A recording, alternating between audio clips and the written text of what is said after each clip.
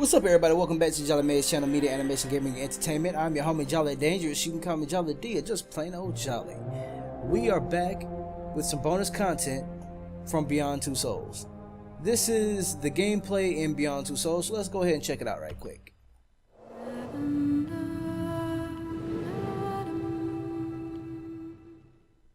Quantic Dream has always been about creating interactive experiences that have emotion at their core. It's about telling the story of characters and giving the player the possibility through their actions to change the way the story unfolds. When I write my script, I have an idea of how I want the story to be played. So we try to render David's idea into a game and see with him if it matches what he had in mind.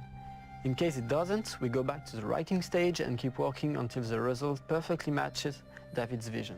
What we try to do in Beyond is really an intuitive and immersive experience. So we created a very discreet user interface with only white dots on screen and very simple controls. Jodie, where are you? We wanted to revisit the action system and go for something that would be more invisible and more intuitive to the player. We didn't want the interface to be a barrier. We wanted the player to focus on what he's doing on screen and not on how to do it. Ideally, the player will forget that he has a controller in his hand and will just jump into the screen. One of the major revolutions in Beyond is the way Jodie Holmes moves. Depending on the context, depending on your emotional state, you see the character of Jodie moving differently, walking differently, looking around differently. And most importantly, to give the player the feeling he's really in control of the character, he can do almost anything he wants to do. You can talk to other people, interact with objects, and also run, jump, shoot, drive a motorcycle, or even ride a horse. What was really challenging also is that the story goes on for 15 years of Jodie's life.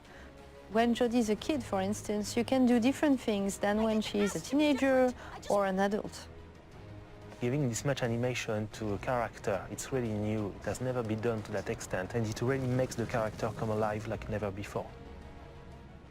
We wanted to have these new mechanics with Aiden. I wanted to give this feeling of flying around and going through matter and through walls. So we started making some research on how ghosts would move or even a fish would swim underwater. We thought that using orbs is an interesting approach. It would give us this physicality that we need to interact with matter. It became really something natural to assign them to the two analog sticks and have to play with them, to focus them, or on the opposite, to split them apart.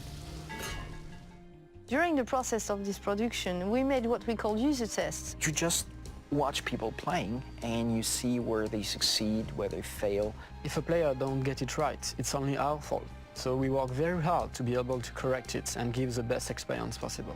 After each user test, it's meeting after meeting just to find a good solution to every single issue the player may have had.